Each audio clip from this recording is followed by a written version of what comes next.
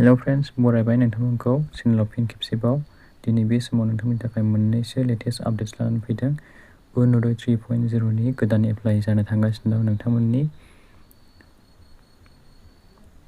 जोंहा गभर्नमेन्टआहाय 3.0 Orunodoi नि गोदान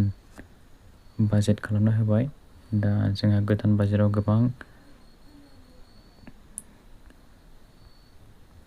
सिस्टेम लानाय जादों दा बेवहाय जोंहा नोंथांमोनाथ' जायफोराहाय Orunodoi नि रां मोनो मैया 10 मार्चमोन नोंथांमोना मोननांगौमोन दा मोनाखै नोंथांमोना दा मानि जाहोनाव नोंथांमोना राङारि अनसुंथाइ Orunodoi बेबायदिनो जोंहा बायदि बायदि राङारि अनसुंथाइ दं बेफोरखौ नोंथांमोना मैया मानि जाहोनाव मोनाखै बिनि सायावबो जों बे भिडिअनि गेजेरजों आपडेट्सखौहाय सावरायगोन दा नोंथांमोना भिडिअखौ स्किप खालामजासे नायलांबाय थाबानो जाबाय दा बेनो जाहैबाय जोंहा माखासे आसाम सरकार हिमन्त बिश्व शर्मा बिथाङाहाय सिएमआ माखासे खोथा बुंदों लाइभनि गेजेरजों दा आङो बे भिडिअ क्लिपखौहाय ससे दिन्थिना होलांगोन दा नोंथांमोना नैबे Orunodoi नि स्किमनि रांखौहाय सोरबायदिया मोनथावना नोंथांमोना बेनि एलिजिबिलिटिखौ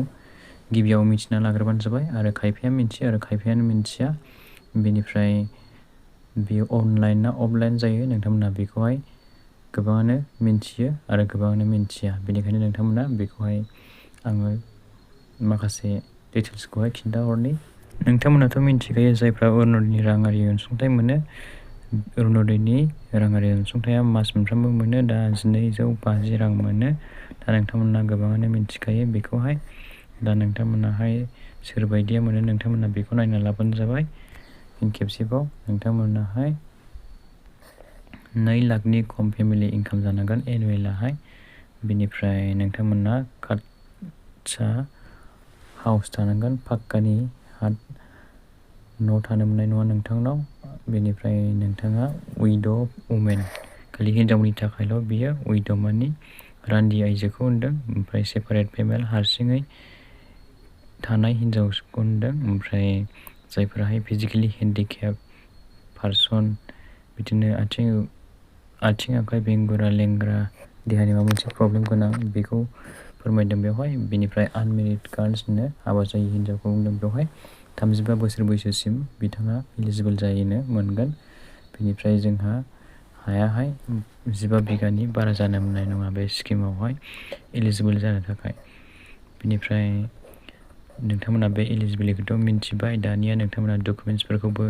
अफलाइन जायफोरा फाथिनानै Orunodoi नि राङारि अनसुंथाइखौ मोनगासिनो दं नोंथांमोना फ्रायानो मिथिखायो आं बेखौहाय खिन्थाहरबाय थानांगौ एसेबां गोनांथि सानला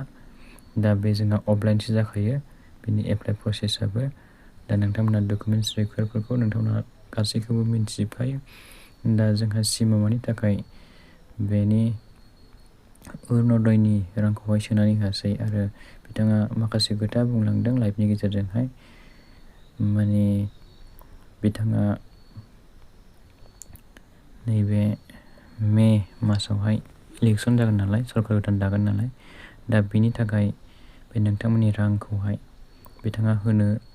हायाब्ला बायसान्सनि माबेबानि जाहोनाव माबा मोनसे प्रब्लेमाव नोंथांमोननि रांखौ खेबसेनो 5,000 खरि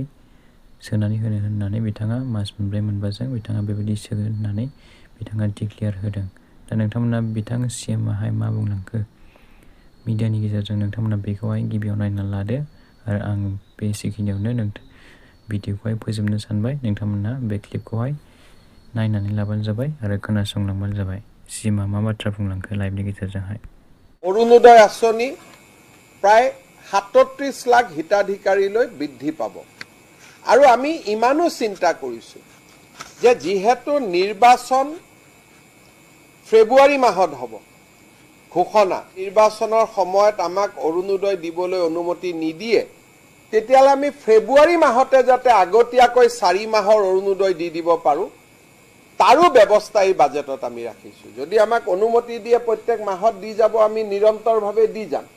কিন্তু যদি আমাক অনুমতি নিদিয়ে যে এটো পলিটিক্যাল স্কিম আপোনালোকে দিব নোৱাৰে তেতিয়াহলে আমি ফেব্ৰুৱাৰী মাহৰ শেষতে মে মাহৰ 10 তাৰিখে নতুন চৰকাৰ হয়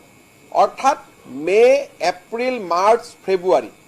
4 মাহৰ ধন যাতে আমি একেলগে দি দিব পাৰোঁ, অনুমানিক 5,000 টকা একেলগে,